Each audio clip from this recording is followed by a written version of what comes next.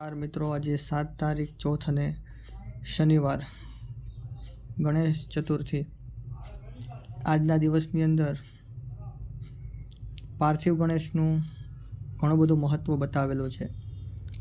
પાર્થિવ ગણેશનું વ્રત અને પૂજન અને તેમનું અનુષ્ઠાન તે મનુષ્યને દરેક પ્રકારના વિઘ્નોમાંથી મુક્ત કરનારું છે અને મનોવાંછિત ફળની પ્રાપ્તિ કરાવનારું છે.